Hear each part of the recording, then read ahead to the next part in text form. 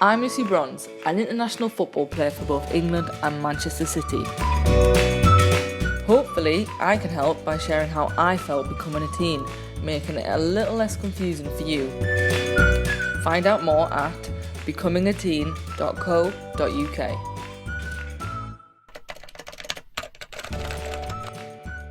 I think my first crush was about when I was 8 or 9 years old, and I'm not sure if it was just a crush or it was just the fact that this boy was the best footballer in school. But all the other girls seemed to like him because he's quite cute, and all the boys loved him. And yeah, I think it wasn't so much a crush on him or his football. I don't know, but yeah, I just loved being around him, and I think the girls were kind of jealous that I got to be around him more than them, even though we were only 8 or 9.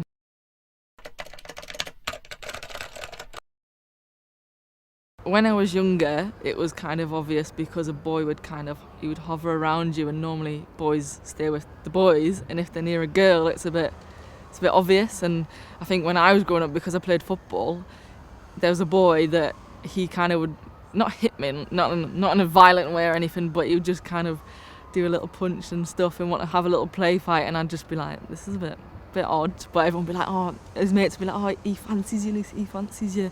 So then that was kind of obvious. But I think as you grow up, obviously boys don't really punch you as much anymore, but the same thing, they try to get your attention.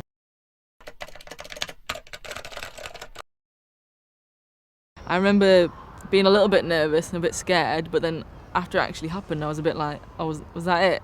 You kind of expect this big magical moment, and it's just a kiss at the end of the day. And I think that's what I remember from my first kiss. You got to think, how you're feeling is probably how the other person's feeling as well, because if you're the same age and you're at school together, everything's kind of happening at the same time anyway.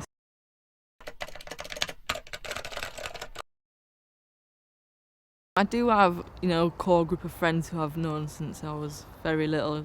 My best friend I've known since I was 10, 11, and I still see her every other day now and talk to her, and that's someone who's really close. But there's a lot of people who you kind of you grow apart, they go their way and you go yours, and we didn't fall out. It was just different interests and different ways of life and different places in the world. It's hard to keep touch when people are moving and going to university, and it's not the end of the world. You can make new friends, but for me, I probably struggle a little bit making new friends, not because I'm not likable, I don't like people, just I'm deadly shy. If you first meet me, you probably only get the word hi out of me, and that's about it. And I kind of have to force myself to make conversation because I know I have to. I don't want to come across not just shy, but kind of moody or anything like that. But I'm aware that I'm like that, so I do try to not change it, just push myself a little bit.